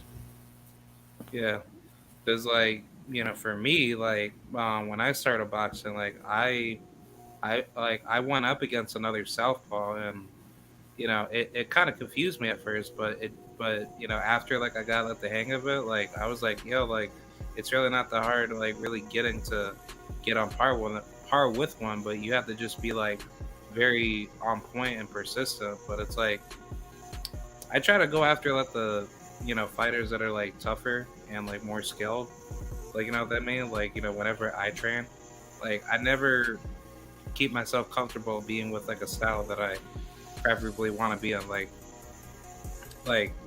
I think of it as if like if you're training for like a world title, you should be in there with all the more unpredictable styles to get you ready. And once you're primed and physically prepared, it's like you got all the experience, and that should get you ready to be prepared for anything. But for the case of professional fighters, they don't want to do that, and then that's how they get their asses beat.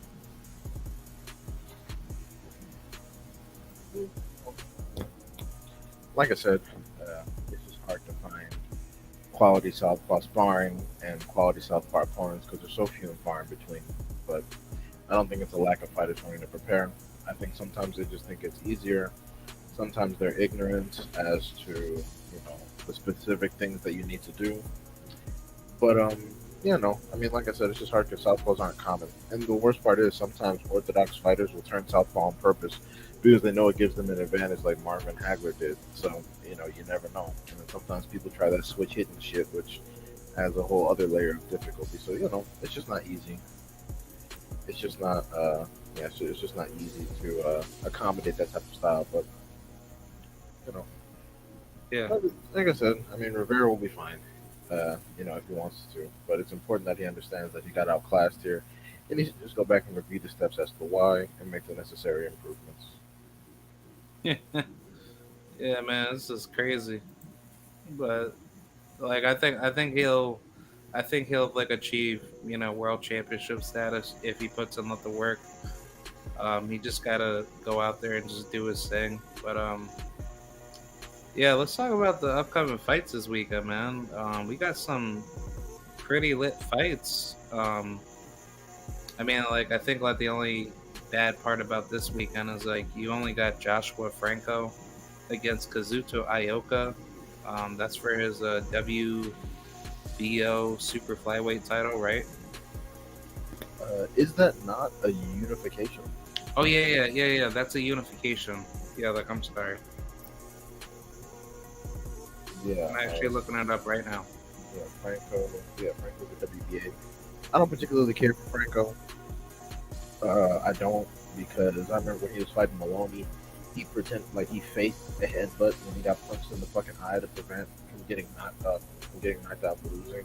I didn't like that, so I don't particularly like Franco. Uh, I don't understand why like him and his brother have like different last names. That fucking bugs me. Like, why is that dude Rodriguez and he's fucking Franco? Like, it just gets on my nerves.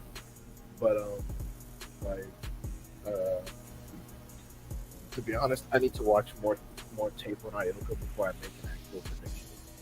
I was meaning to watch some Ioka tape. I got caught up on this show, but like yeah, no, I want Ioka to win. I can say that. You know, Japanese, quick, he's tough, has a lot of power. Won't be intimidated by the Mexican style because we'll punch with him. So shit, very realistic that Ioka wins, and also we see that Franco's prone to getting his eye shut. So if Ioka shuts an eye, he can win. But this man has two losses though. He's been outboxed by Niantes and some dude we've never heard of. So it's difficult. It's difficult. And Franco, Franco has been knocked out before though. So you know, it's doable. And this motherfucker has two draws by fucking Oscar the Red Man. So he doesn't like people who also throw a lot of punches with him. So honestly, I probably pick Ioka. Like I said, I need more tape before I make my official prediction. Yeah, this is wild, man. Yeah, I think him and his brother Jesse, they're gonna be taken out of the sport quick. Cause now like I'm hearing like people saying like Jesse Bam Bam Rodriguez can like go up to all these weight classes and dominate everybody, and I'm like, dude, like from like what I heard, didn't he say he's moving back down to like 112 or something, and he's trying to get belts there or something like that? But it's like, Yeah, case in point, he's not doing anything. He's not good. because people. Well, no, I'm not gonna say he's not good, but people were starting to request he fight Chocolatito and actual threats in the division, like dudes that aren't old with a bunch of knockout losses and shit. So then that's when his team just said, okay, let's go back down. I'm like, yeah, because it's not that he's not good, but people are gonna eventually demand that you start fighting people where you aren't the favorite to win. Because I picked him over Quadras and I picked him over Sarungbi side because those dudes are old and they're washed and they've been beat up by people that don't have as much skill as Bam does. So it's like, yeah. But you fight a guy like Chocolatito who just beat a young killer and had a competitive, he had a reasonably competitive war with Estrada. Then all of a sudden it's a different set of circumstances. Like fight Estrada, fight Chocolatito. They don't know if he's ready. So yeah, he's going back down in weight. Yeah, it's just sad because it's like shit. Like what happened with Chocolatito and Estrada. Like like I just didn't like the fact that they held off at the third fight so long, and they try to make it seem like that the third fight was better than like the second and first fight. Which clearly wasn't true because it's like it clearly showed that Estrada he had a lot more youth on his side that protected him and winning the fight more compared to Estrada. Like Estrada was way past his prime and he just fought like he just didn't have it no more. And in Jesse Bam Bam's case, it's like he's taking advantage of these fighters, beating up on dudes that we already know that you're gonna go in here and just run right through everybody. But it's like, dude, like try doing that at 118. Try doing that at 122. Do that at 130. Like Jesse tries to act like he's like a small guy, but bro, like to hell with all these sperm weight divisions. He should be fighting at 126 or 130, and I guarantee you, like Jesse Bandman's career would not scale because I know how he fights. Like he does not face guys that have pressure.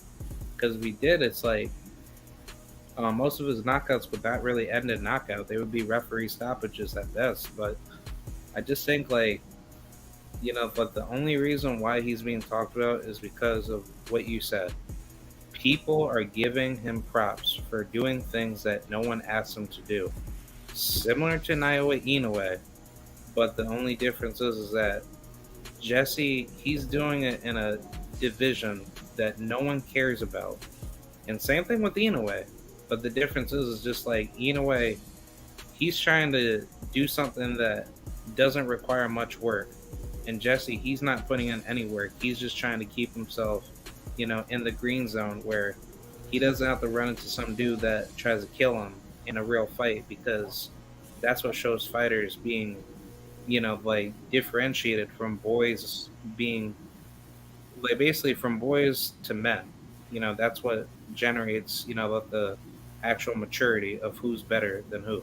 Well, I disagree. I'm not going to say that he's not putting in work. I mean, his wins are great, but all I was saying was that the reason why he was going to go back, the reason why he went back down to 112 and gave up that title at 115 is because the fans were going to start to expect more. Because originally after he beat those two, people kind of saw him, they put a light on him, and don't get me wrong, that's great. That indicates that he's probably going to dominate 112. But now that he's shown that he can operate at that level, people are obviously going to want to see him fight, the premier 115s, which I think is a fair ask. But his team knows that he's probably not ready for that. And then Chocolatito goes and beats up Julio Cesar Martinez. So they're probably like, no, we're not going to do that right now. That's fine. I think that Bam is really skilled, and I think he's good. But he's back in a situation where I'm not picking anybody to beat him in his division. So it's just one of those things where if that's what his fans want, great. But yeah, I'm not taking anything away from him. I'm not saying he's bad, but it is kind of a shame that he's moving back down there. But it is what it is.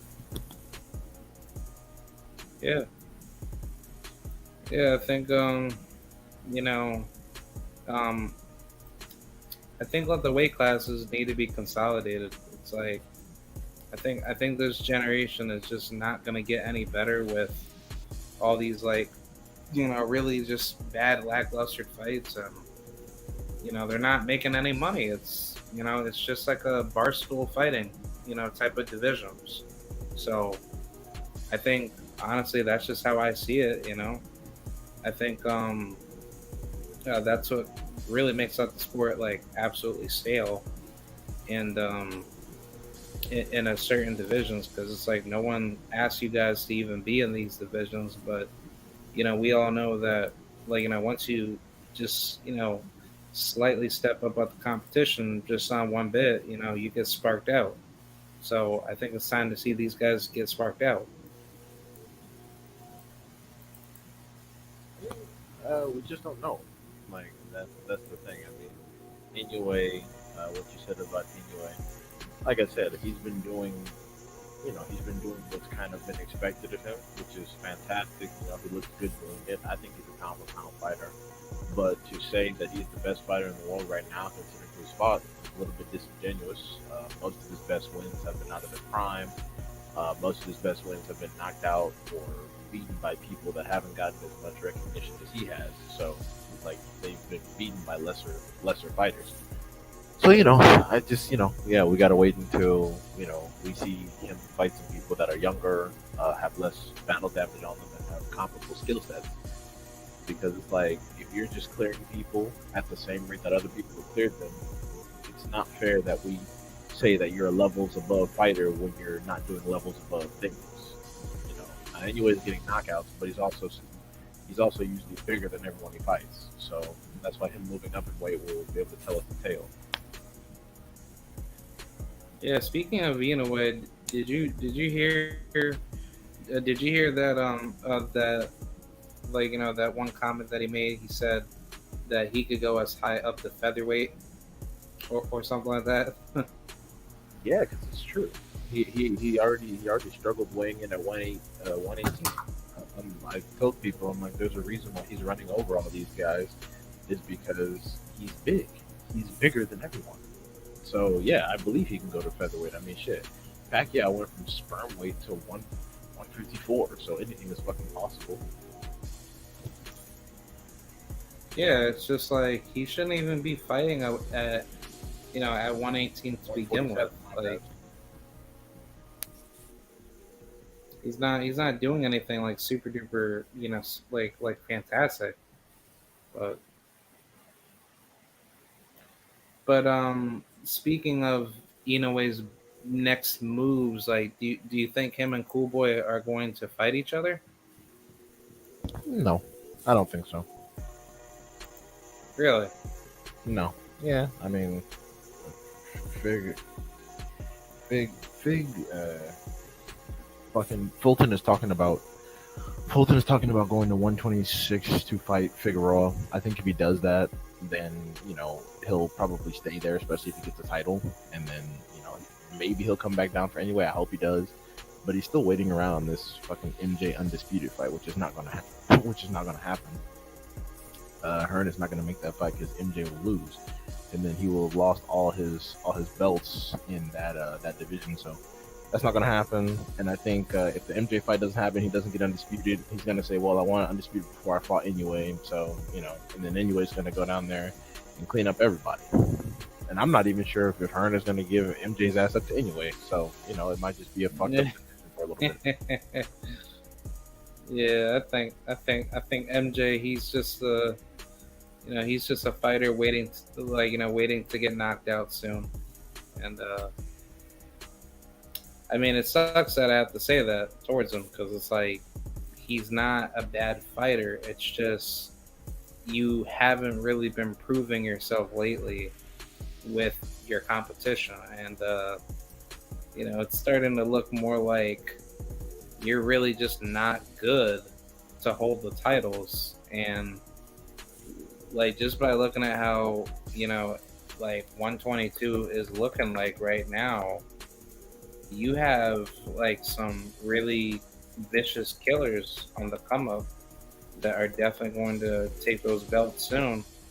And I definitely hope, if things are going the way I'm thinking it's gonna go, you got Rais Alim, um, and then who else you got? You, I think you still got who? You have yeah, John Rio Casimiro, right? He's at 122. You still got Aside, Luis Neri. aside from Aleem, I don't see any of those dudes being threats to Inoue. Aside from Aleem and Fulton, I think Inoue destroys everyone else. I really do. Yeah, it just walks through everybody. Yeah. Yeah, the rest of them, dudes. I mean, because I thought Inoue would knock Brandon Figueroa the fuck out, and Brandon Figueroa. Oh yeah, definitely. Yeah, Definitely, he'll knock Figgy out. and Brandon, he smoked Neri. So yeah, no, I think outside of Aleem and Fulton, yeah, I think Inoue runs through everyone else. So it's rather unfortunate. It's rather unfortunate that they're not there to get those fights made. Yeah. I hope Inoue fights Aleem. That would be a good first fight at 122 to see where he's at. And if he clears him, then that's pretty much it. They'll probably do that. They'll probably feed Neri to Inoue as an introduction to 122. I want to see Angelo Leo versus Inoue. I think he has a good chance to beat him. I don't. Angelo Leo is one dimensional, and he's gonna go. Yeah, he's gonna go with that come forward style and get into a gunfight with Inoue, and Inoue is just gonna outshoot and probably stop him to the body. Yeah. Yeah. Yep. Unfortunately. Yeah. Like, I think honestly, 122 is just gonna end up being like it's gonna end up being just like the middleweight division. Once these guys get cleared off, it's just it's just like a wide open division.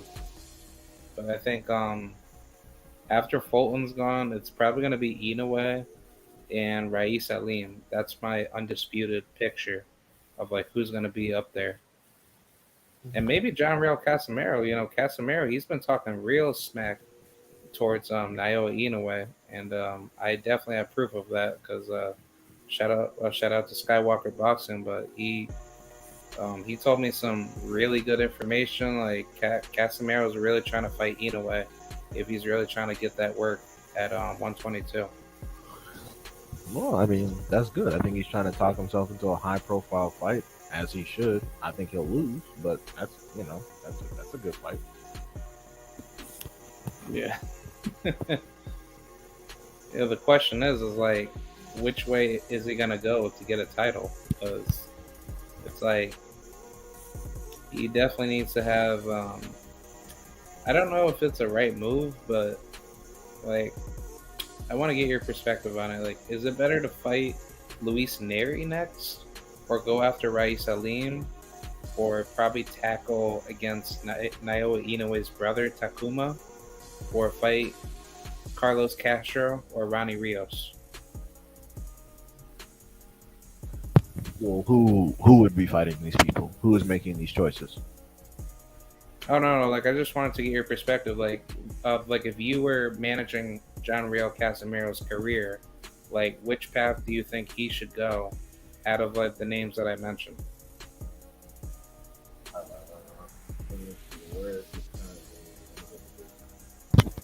Let me look up where he's currently ranked to decide that. Because if he's not even close to a title shot, there's nothing wrong with an Inoue fight.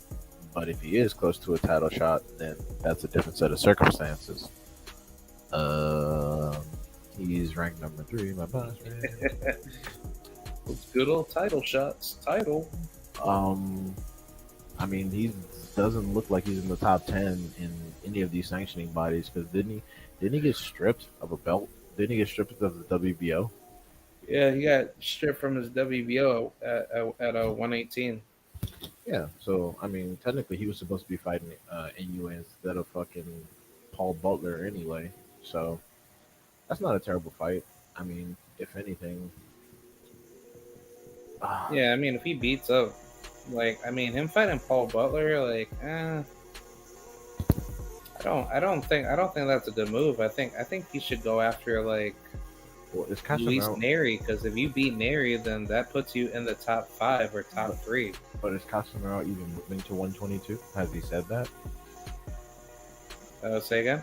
Is Casimiro even moving to 122? Has he given any indication that he's moving to 122? Yeah, he's in the division right now. He just had his recent fight with Ryo Akaho, right? That Japanese dude, but that ended up being like a no contest for whatever weird reason. Okay, I didn't know that. Yeah, well, if that's the case, then Casimiro should probably do 1 or 2 fights, let Inoue get 1 or 2 fights, and then try to fight Inoue. Yeah, if I was Casimiro, I'd probably try to get a hold of Neri before they feed him to Inoue, because I can tell they're probably looking in that direction as a startup. So beat up on Inoue's brother. I have never seen Inoue's brother fight, to be honest. So is that if that's a super dangerous fight, then I probably wouldn't. It's better to just fight Inoue than his brother, especially if his brother could beat your ass too. Like, if you're gonna take a high risk fight, take the highest risk for the most high profile. Don't just have some dude with no profile beat the shit out of you, because then that's how that dude gets profile. Yeah, Inoue's brother, his brother is, he's decent. He's not like the best fighter. He only lost to Nordine Obuwale, who got knocked out by Nonito when he was at the WBC World Champion. But yeah, he has a pretty decent resume. He hasn't really fought anybody. He's been fighting domestic his whole career.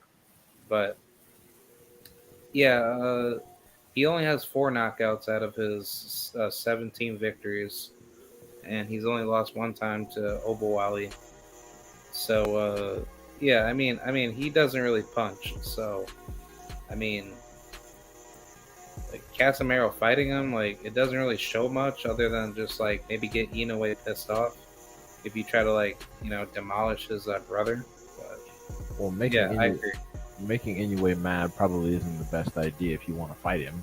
I remember Payano did that shit like when he was pissing his dad off in the gym and he got knocked out like the first fucking 60 seconds. So I don't think making Inoue angry is the best thing you want.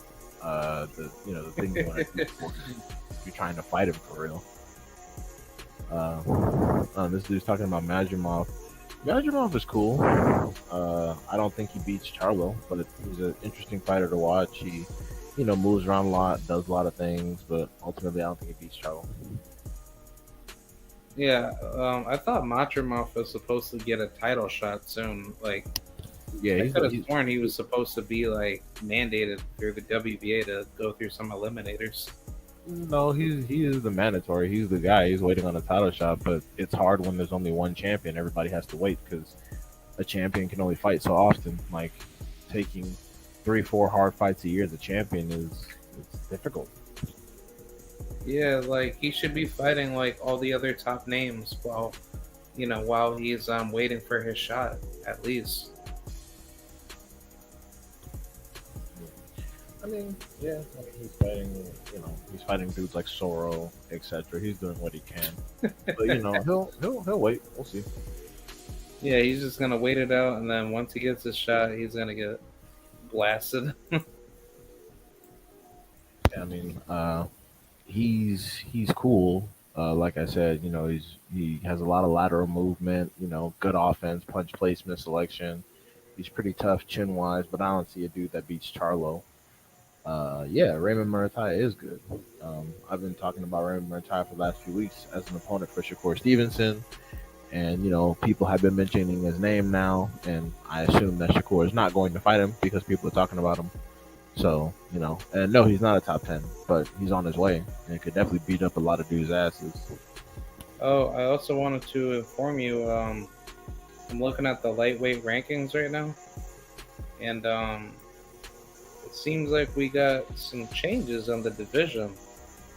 Ryan Garcia is supposedly number one in the WBA, but yeah, you got who else? You got Mr.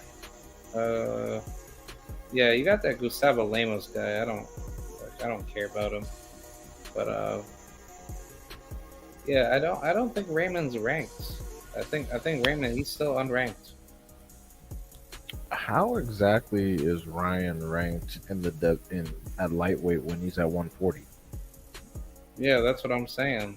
Like, that's so like scandalous. Oh, and yo, get this, Floyd Schofield, he's ranked number 11, and he hasn't even fought in any like actual title ranking fights, for the WBA. Yeah, I mean, they're pushing him, but I haven't seen anything special from Floyd Schofield at all. But whatever. Yeah, but that's so weird, right? It's just like they're just giving rankings to like anybody now. I mean, you can pay for those. That's the thing. You can pay. So that's the difficult part. Yeah, Murataya in his last fight, if I'm not mistaken, like I could have sworn he fought for some like regional belt, but no, he didn't. But yeah, it's just like still, it's like he's a top 50 lightweight on BoxRec, so it's like why can't he be put on the pedestal of being ranked? And surprisingly, well, I would say good enough Keyshawn Davis, he's not ranked, but he got those like weird ass belts, that he fought for, and he's nowhere to be seen on any of the ranking. Cool. I mean, yeah, like I said, people pay for these things all the time. That's why Bob has a consistent access to the WBO title despite who's actually ranked there. And for some of these guys, it's a good way to get high profile fights, but they might get themselves beat up if they're not careful, especially dudes like Schofield, who hasn't faced any seasoned opposition. I mean, if you want to groom him for a title shot, sure, but you know, because this is what happens. Like they prop these dudes up. They have a difficult fight with someone they're not supposed to. They realize they aren't ready, and then they keep them on cruise control like Jaime Munguia for fucking years, holding up divisions. It's annoying. It's Oscar De La Hoya's business model, and it makes me so mad. So Yeah, I agree. I don't know. Fucking And I'm looking at Floyd Schofield's, record. He has not fought for any WBA ranking placement. Like, he's never fought any opponent other than, he just got some American Federation belt, Continental America's title, and then he got the NABF. But that's it. He never collected any WBA belt at once. Yeah, well, I mean, good for him. I mean, knowing how Oscar handles black fighters, he may not even be fighting for the next 3 fucking years. So we don't. I don't know. I don't really give a fuck. I mean, hopefully, hopefully he's being groomed for a title shot. But if not, fuck it. You made your bed, you sleep in it. Yeah, I think he's gonna get done dirty. Honestly, I think he's gonna be fooled thinking Oscar's gonna help him, and then but the minute he gets fed by some absolute killer, it's just game over.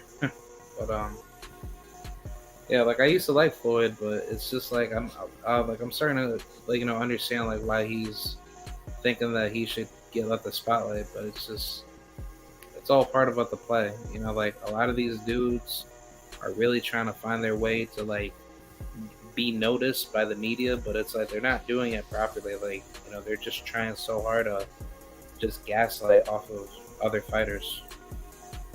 Well, I mean, they see the life that Ryan Garcia gets to live. They see the life that dudes like Terrence Carver get to live. So they're like, shit, I can make a lot of money and not have to fight any threats as long as I just move a certain way. So that's what they're doing, and that is what it is. I'm not gonna cry about it. I'm just gonna move on and support people who are providing fights that I actually want to look at. Yeah, and it's very telling that you say that, because it just goes back to where OnlyFans discussion that you brought up with that example. If that girl looks prettier than me and she's making money, not having to work a day in her life to do OnlyFans all day, and you're out here working to be successful hard, it's why can't I do that? So No, it's the opposite. The OnlyFans example was a chick looking prettier than a chick on OnlyFans while she's working at a grocery store. It's okay, well, if that bitch can get all this money, why not me? That's the example. The bitch not making any money got to be prettier than the bitch making the money. yeah. So in even boxing, if this guy's talking all this junk about another fighter, and he ain't gonna fight them, but he's going to piggyback off of his name to make money, then by fighting bums, then why can't I do that? yeah, it's what makes more financial sense? Making a lot of money in one fight where I could seriously be injured and not have to fight for a while, or making more money over time by not having to fight that person and fighting a bunch of smaller, inferior fights in which the likelihood that I'll be harmed is very, very low. Yeah. Just not, and also not fighting any threats keeps your longevity in the sport, because you don't have to worry about defense. You're just not going to get punched that much. And then you're gonna look great. You're gonna make a lot of money. People are gonna call you some kind of generational talent, and you're not gonna fight anybody. Look at what people are doing with Shakur Stevenson. People are already comparing Shakur Stevenson to Mayweather, and he has fought nobody to test that out. And the worst part about it is now he's not gonna have any incentive to fight anybody, because it's well, people already think I'm the GOAT, so why would I fight people and fuck that up? People already think I beat everybody, so therefore I don't have to fight anybody to prove it. It's the same bullshit fucking rabbit hole every goddamn year, but I don't care. I'm over it. Yeah, Shakur is making me slowly lose interest in him, but I still want to see him prove me wrong, if he's gonna make all the big fights happen. But I just have a very dark feeling to think he's gonna just be like another Terrence Crawford. He's gonna talk all this big talk, but then it's like once it's time to really get these offers sent out to him, it's like I think he's just gonna turn it down. He's gonna be like, yeah, man, like but the money wasn't right, man. I still want to fight him, but but the money just wasn't right. But the money didn't come fast enough. On this date, so therefore I'm just gonna make excuses of like why me and Frank Martin can't fight because PBC, man. I'm with Top Rank and he's with PBC. Yeah.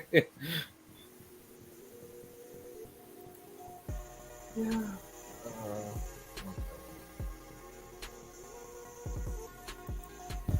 yeah. I mean, that's basically what I expect to happen. So I'm not optimistic for anything, and that's why people call me a hater. But that's why I'm not fast to give these guys. I'm not fast to give these guys some kind of golden stamp of approval because that shit goes to their heads.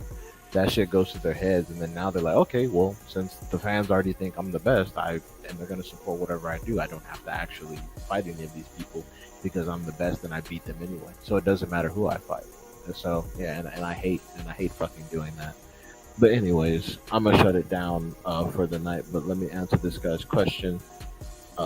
Gary Antoine and Alberto Puello. Tell you the truth, Gary Antoine is overdue for a title shot. I hope he gets that title shot against Puello. And I got Gary Antoine Russell beating the brakes off Puello. Do I think he stops him? No, I don't, because Afro Latinos are usually pretty fucking tough. So no, I don't think he stops him, but I think he whoops his ass and he gets that WBA belt off his ass. So that'll be a good fight. I hope it gets made. But yeah, I'm gonna shut it down. I have an early morning tomorrow. All right, got it. I'll talk with you later, and yeah, man, I can't wait for that tank fight. I'm excited. Well, all right. Thank you very much for having me on. Y'all be sure to like and subscribe. Have a good one. Yes, sir. Thank you. All right, y'all. That's pretty much it. Thank you for Dia coming through. And yeah, man, that's pretty much it, man. We had a pretty good boxing conversation. Be sure to support the channel. Be sure to like, rate, comment, subscribe. Do what y'all gotta do. That helps my channel grow massively. And yeah, let's break this censorship and let's get down to becoming a much more bigger channel for the audience. So I'm gonna keep doing this because I love doing this. Obviously, I don't get paid at all for it, but I would like to one day as a side job, just doing that while working a full time job. Like I can do that.